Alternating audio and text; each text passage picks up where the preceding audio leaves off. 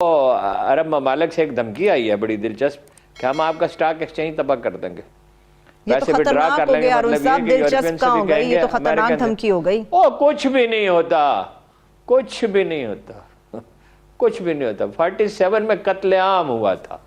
37 में मुस्लिम लीग को सिर्फ 24% वोट मिले थे, मुसलमानों के वोटों में से भी 24%।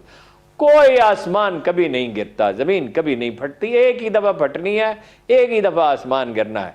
उन्हें जरूरत है, इनका दिफा कौन करने वाला है? सऊदी अरब का। जिस दिन इसराइल ने इन पे हमला तो एक दिन करना है, ये तो लिखा हुआ है तकदीर में, और वो कोई इसको छुपाते थोड़ी हैं, उनके नक्शे भी हैं।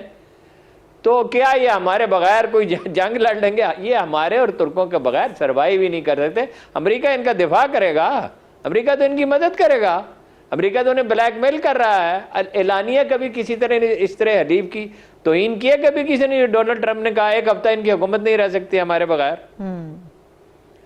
तो कोई ऐसी घबराने की बात नहीं है। कि क्या पाकिस्तान को आप समझते हैं कि इजराइल को बतौर रियासत तस्लीम कर लेना चाहिए, कबूल कर लेना चाहिए?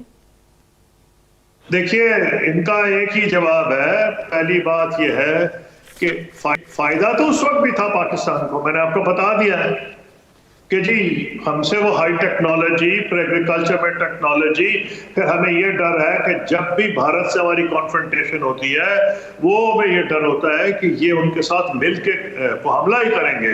बल्कि मैं अभी फॉरेन मिनिस्टर नहीं था तो मुझे भेजा गया था जब इंडिया ने न्यूक्लियर अपने टेस्ट किए, और मुझे बताया गया था कि इजराइल और इंडिया मिलके पाकिस्तान के न्यूक्लियर एसेट्स पे हमला करने का प्लान बना रहे हैं।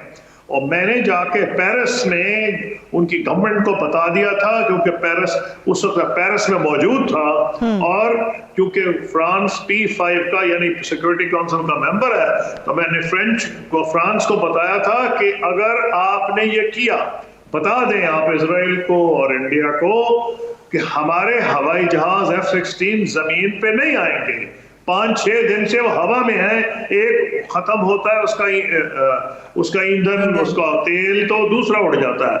हम भी ट्रम्बे पे जो उनका न्यूक्लियर उनकी फैसिलिटीज है, अगर उन्होंने कहूटा पे हमला किया तो हम ट्रम्बे पे हमला करेंगे। तो मकसद ये था कि इजराइल इंडिया का एक पार्टनर भी बन सकता है, तो उसको न्यूट्रलाइज भी किया जा सकता है, लेकिन कोई काम नहीं हो सकता। मैं आपको एग्जांपल बताता हूं, जब कश्मीर के ऊपर हम हिंदुस्तान से बैक चैनल पे बातचीत कर रहे थे, जिसमें इतनी प्रोग्रेस हुई थी कि मसला कश्मीर के हल के करीब थे, उस वक्त मैंने 3 साल पब्लिक ओपिनियन को सेंसिटाइज किया, क्योंकि डर ये था कि अगर आनन फानन हमने ऐलान कर दिया और लोगों को ना बताया तो पब्लिक शॉक में आएगी और रिजेक्ट कर देगी।